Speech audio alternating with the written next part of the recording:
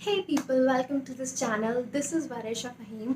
और आज की इस वीडियो में मैं आपके साथ कोई टॉपिक डिस्कस नहीं करूँगी, बल्कि आप लोग को एक ऐसी अमेजिंग इकोनॉमिस्ट की स्टोरी सुनाऊँगी जो कि हम सबको एक बहुत अहम सीख देगी। इस वीडियो को पूरा ज़रूर देखिएगा। हेनरिच गॉसेन, जिसके लॉस पर आज हमारी इकोनॉमिक्स बेस्ड है, वो कभी डिप्रेशन के शिकार थे। और वो इतने डिप्रेशन के शिकार थे कि वो अचानक से कहीं गायब हो गए थे।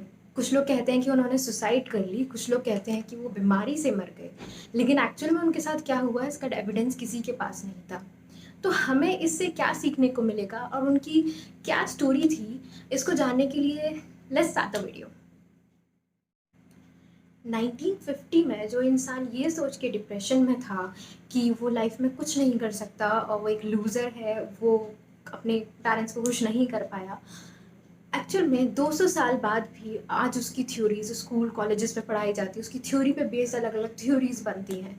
तो कौन था ये हेनरिच गॉसेन? जो बेसिक इकोनॉमिक्स भी जानता होगा उसने गॉसेंस लॉ पढ़े होंगे, जो कि मार्जिनल यूटिलिटी का कॉन्सेप्ट जिसमें उसने दिया था। हेनरिच गॉसेन की स्टोरी स्टार्ट होती है जब वो सिविल सर्विस का इंटरव्यू दे रहा था।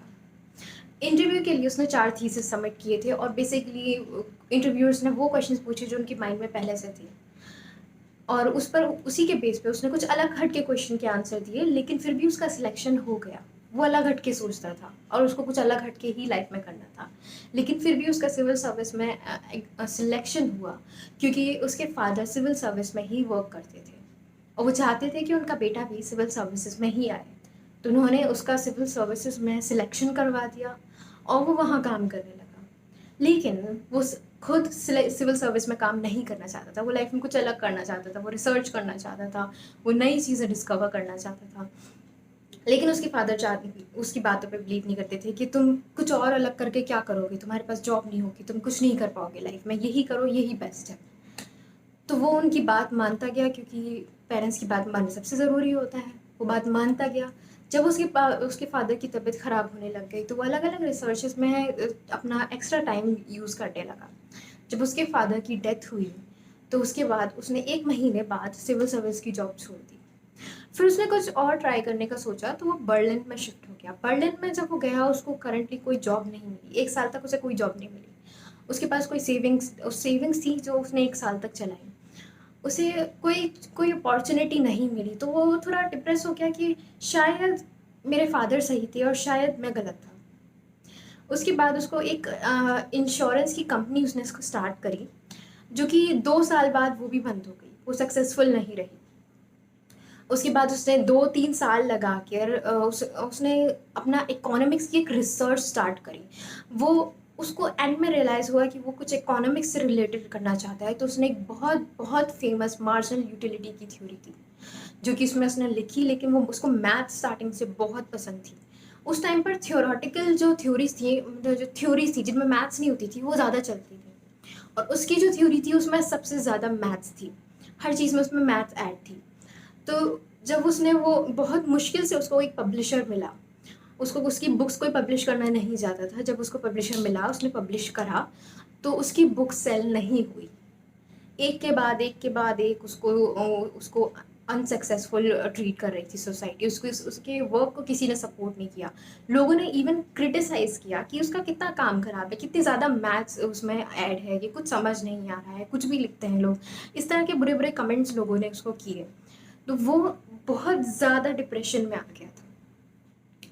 वो समझ नहीं पा रहा था कि उसको क्या करना है। वो सोचता था कि उसने उसने अपनी फादर की बात ना मान के बहुत बड़ी गलती कर दी। उसके बाद वो इतना ज़्यादा डिप्रेशन में आ गया कि उसके जो बुक्स थी अलग अलग बुक स्टोर्स में थी, उस अलग अलग बुक स्टोर से उसने अपनी बुक्स निकलवाई और उन सबको जला दिया। उन सबको जलाने के बाद वो गायब हो गया। वो कहाँ गया, कैसे रहता था, उसकी डेथ कैसे हो गई, कुछ 2 साल बाद ही उसकी डेथ की कुछ खबर आई थी। उसकी डेथ कैसे हुई वो किसी को पता नहीं चला। उसके 20 साल बाद स्टैनली जिवॉन और लियोन वॉलरस, ये 2 लोग एक मार्जिन यूटिलिटी के कॉन्सेप्ट पर वर्क कर रहे थे, रिसर्च कर रहे थे। तो उनका एक फ्रेंड जिसका नाम रॉबर्ट एडमसन था, उसको एक ब्रिटिश म्यूजियम से गॉसेन की एक बुक मिली। उन सब बुक्स में, डेस्ट्रॉइड बुक्स में से सिर्फ एक बुक थी जो बच गई थी, और वो रॉबर्ट रॉबर्ट को मिली और वो रॉबर्ट ने जेवॉन को जाकर दी। जेवॉन ने जब उस बुक को देखा तो उसको रियलाइज़ हुआ कि ये बुक कितनी अमेजिंग है। जो रिसर्च जेवॉन कर रहा था वो ऑलरेडी उसमें हो चुका था और बहुत ही बेटर तरीके से हो चुका था। उसको जेवॉन ने प्रमोट किया। जेवॉन और वॉलरस ने उसकी हेल्प से अलग अलग थ्योरीज बनाई और उसके बाद हमारे जो गॉसेन है उसकी थ्योरीज फेमस हुई। उसके सालों साल करते करते उसकी बुक्स इतनी फेमस हुई कि उसके 200 साल बाद, लाइक गॉसेन की एक्चुअल बुक रिलीज होने के 200 साल बाद उसका इंग्लिश ट्रांसलेशन आया और उसको भी लोगों ने खूब पसंद करा। अगर शायद गॉसेन क्रिटिसिज्म्स को बर्दाश्त कर लेता और अपने वर्क के लिए थोड़ा पेशेंट रहता तो शायद वो देख पाता कि उसको कितना सक्सेसफुल है लाइफ में और उसको कितना लोगों ने अप्रिसिएशन दिया है, उसका काम कितना अमेजिंग था, उसने इकोनॉमिक्स को कितना डिफरेंट व्यू दिया, उसकी वजह से एक पूरा नया स्कूल ऑफ थॉट लॉन्च हुआ। तो हमें भी यही सीखने की ज़रूरत है कि अगर हमें क्रिटिसिज्म्स मिलते हैं तो हमें उनको फेस करना आना चाहिए और हमें पेशेंस होना चाहिए। हमें ये कभी नहीं सोचना चाहिए कि हम एक लूज़र हैं और हम लाइफ में कुछ नहीं कर पाएंगे। अगर एक साइड कुछ नहीं कर पाए तो कहीं और हो सकता है कि हम लाइफ में कुछ कर पाए। हमें हमारी लाइफ की एंड तक होप रखनी चाहिए और कोशिश करते रहना चाहिए। तो आपको ये वीडियो कैसी लगी मुझे कमेंट डाउन करके बताइए। Please like the video, subscribe the channel and keep sharing the video. Also मेरी नेक्स्ट वीडियो में मैं आप लोगों को कुछ करियर अपॉर्चुनिटीज़ के बारे में बताऊंगी जो कि सिर्फ 2 से 3% लोगों को ही पता है और हर स्टूडेंट के लिए ये जानना बहुत इंपॉर्टेंट है। So keep tuning to this channel and keep watching economics friendly.